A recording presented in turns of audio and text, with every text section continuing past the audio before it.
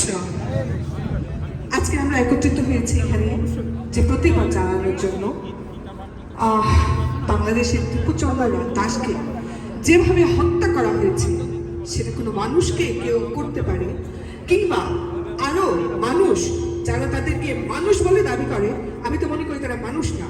একজন মানুষ পুড়ছে জ্যান্ত, ওর গায়ে আগুন লাগিয়ে দেওয়া হয়েছে, সেই মানুষের পোড়া দেখে তারা উল্লাস করছে, তারা নৃত্য করছে, তারা ফেসবুকে লাইভ দিচ্ছে। এরা কি মানুষ? আমি তো মনে করি না এরা মানুষ। এই মানুষদেরকে যারা সহযোগিতা দিচ্ছে কিংবা যারা এটার কোনো প্রতিবাদ করছে না, এটার কোনো ইয়ে করার জন্য কোনো ইয়ে দিচ্ছেন না, আমি তাদের প্রতি ঘৃণা জানাই। ঘৃণা ঠিক, তাদেরকে ধিক্কার দিই। তারা মানুষ না। আসলে কি এটা শুধুমাত্র যে একজন মানুষকে হত্যা করা সেরকম না, এটা হিন্দুদের প্রতি একটা আক্রোশ।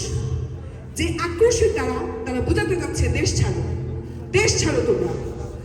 বিনা অপরাধে যদি কাউকে এইভাবে মারা হয়, এটার অর্থ কি? এখন র্যাব বিবৃতি দিচ্ছে যে তার বিরুদ্ধে কোন রকমের ধর্মীয় কটূক্তি করার কোনো তারা প্রমাণ পায়নি। তার অর্থটা কি দাঁড়াচ্ছে? তার মানে হচ্ছে যে তোমরা ছাড়ো, দেশ ছাড়ো।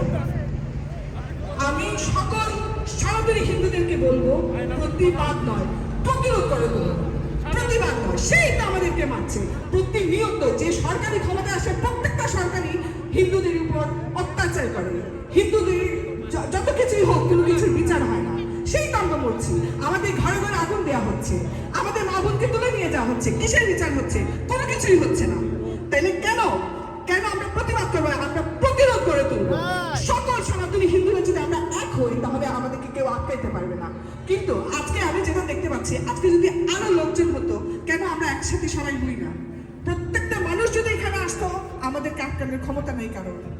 আমি সবার প্রতি অনুরোধ করবো, প্রতিবাদ নয়, আমরা প্রতিরোধ করে তুলবো। হরে কৃষ্ণ।